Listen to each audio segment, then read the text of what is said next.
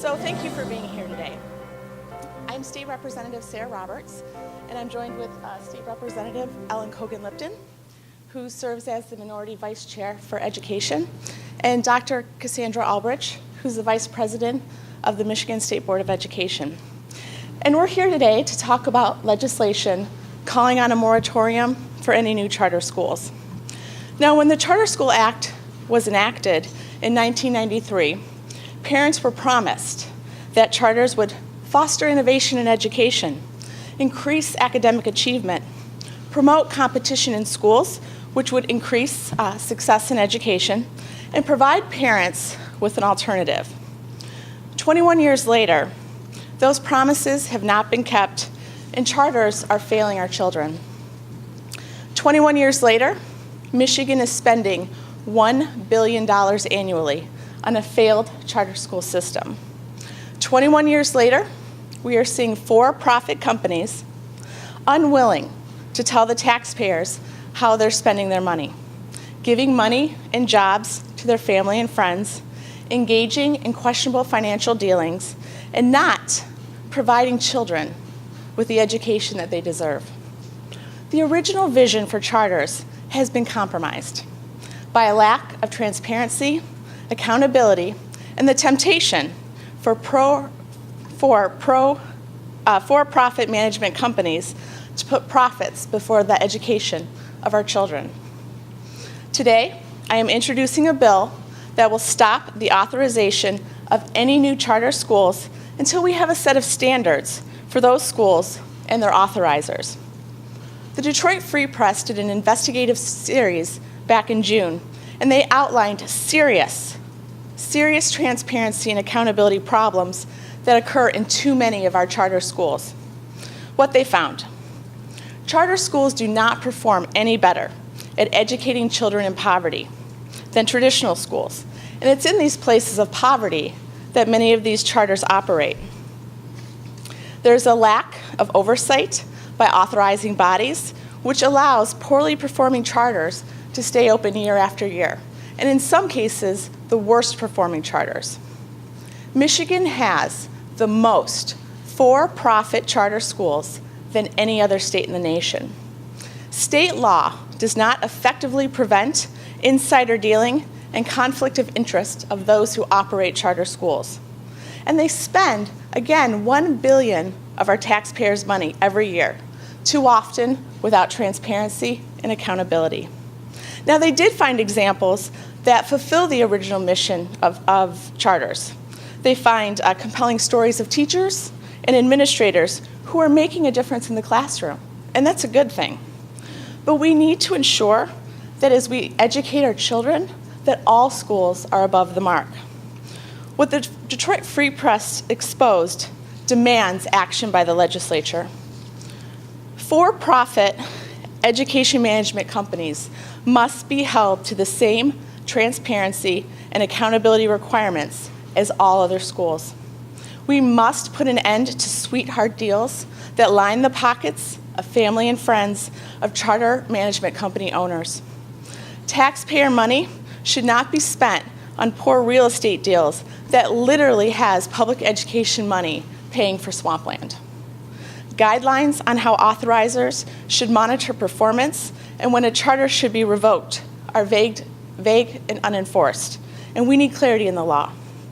We have weak standards for those who can operate a charter and how those charters are overseen.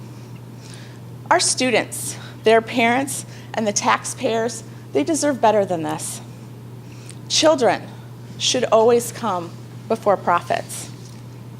The state superintendent and the Michigan Board of Education have both called on the legislature to take action. We have some of the weakest laws in the nation. We need to pause on any new charters and work collectively in a bipartisan way to address charter school transparency, accountability, and ethics here in Michigan.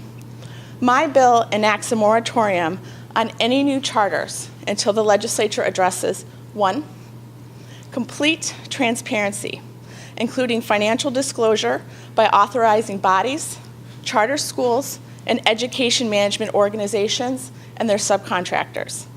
Comprehensive ethics and conflict of interest standards for charter schools, education management organizations, members of charter school boards of directors, and authorizing bodies, in a more rigorous charter school authorizing process, and strict oversight of existing charters to ensure high-quality education standards and outcomes for our students. And now I'd like to turn it over to Representative Cogen Lipton. Thank you, Representative Roberts, and thank you really for your leadership in this very, very important issue. As Representative Roberts mentioned, my name is Ellen Lipton, and I serve as the Minority Vice Chair on the House Education Committee, and prior to that, the Minority Vice Chair on the K-12 Appropriations Subcommittee. I was also honored to co-chair, along with Representative Brandon Dillon, the House Democrats' Education Task Force that held public meetings for over 5 months last summer. We collected research, data, and best practices with the intent of answering questions of what to do for our struggling schools and what they need to achieve excellence in public education in the state of Michigan. When my colleagues on the School Reform Task Force and I were holding meetings and talking with educators, experts, parents, students from across Michigan, we heard that because of the lack of oversight of charter schools, Michigan essentially has two parallel and competing school systems. Too often, schools are spending excessive amounts of time, money, and efforts engaging in non-educational activities that distract from those that would really and actually improve our schools. Activities such as aggressive and often deceptive practices of recruiting students from surrounding districts and spending classroom dollars that should be used for books and learning materials to instead line the pockets of software companies, testing consultants, and other gadgetry that's quite frankly a distraction from proven and effective best practices. We know that has to change because we need to know that what every school is offering is the best education possible to our students in public, charter, and cyber schools, and is not just the latest gimmick or snake oil solution that increases someone's corporate bottom line. For many years now, we've heard that it's really just a few bad actors that were engaging in these deceptive and destructive practices. But the findings of the task force and now the tremendous investigative reporting of the Detroit Free Press would reveal it is a much more serious problem than the charter schools would have the public think. We know that there's a serious lack of oversight in authorizing bodies. State Superintendent Flanagan has recently announced that 11 of 40 authorizers are at risk of suspension for authorizing any new charters because these 11 authorizers had deficiencies in oversight. State Superintendent Flanagan stated he wants more quality, transparency, and accountability for those who aren't measuring up as charter authorizers. When a quarter or more of our authorizers are being found to be deficient, there's a clear indication that these problems are not isolated to a, quote, few bad actors, that the system itself actually protects these bad actors and allows more to be created. We need to stop authorizing any new charters until we determine how we can better regulate these schools, ensure they're properly being overseen, and have full transparency in how our taxpayer dollars are being spent. I'm glad to be here today to support Rep. Roberts' bill for a moratorium on new charter schools while we work on enacting standards for transparency, accountability, and ethics. And now to give her perspective on charter schools in Michigan is State Board of Education Vice President, Dr. Cassandra Ulbrich. Cassandra? Thank you. Well, good morning. My name is Cassandra Elbridge, and I serve as the Vice President of the State Board of Education. I also chair the board's Legislative Committee. And the State Board, as you know, is responsible for general oversight over all public education in the state of Michigan.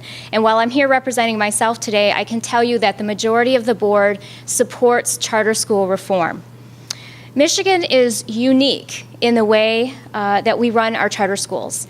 And I'm not saying that as a good thing, because it's not.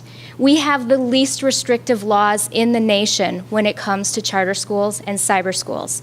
And as a result, as you've heard, Michigan has more for-profit charters than any other state. In fact, we have more for-profit charters than most other states combined. If competition led to better results, Michigan would be leading the nation in student outcomes. We are not. I've been appalled by some of the things that have not only been allowed in the state, but seem to be downright supported. Things like excessive lease agreements being charged by for-profit management companies who also, in essence, serve as their own landlord. Charter board members who are forced out for asking too many questions, or who are specifically told that they don't have the right to negotiate with their own management company. One of them actually said this to me, and I expressed this to an authorizer, and they didn't seem that concerned about it.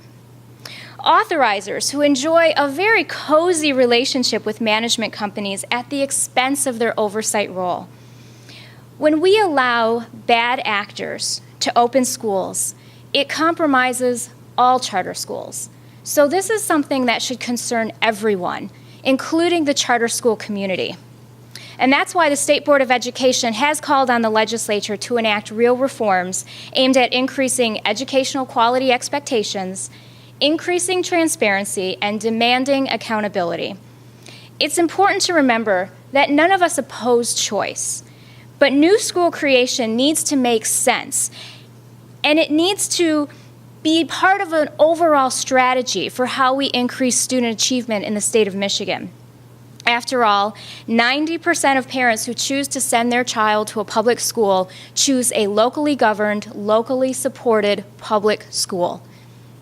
So choice is important, but policies that make it difficult for those schools to not only succeed, but to even exist, that's an anti-choice policy.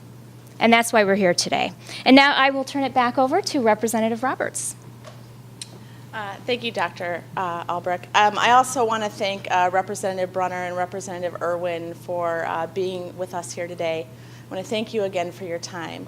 What this really is about accountability and transparency. You know, we talk about choice. We talk about providing an alternative in education through, the charter school system. But when it comes to these for-profit management companies, they're not willing to tell us how they're spending taxpayer dollars. And unfortunately, we've seen just too many cases of the temptation of making a profit getting in the way of providing the best quality education for our children.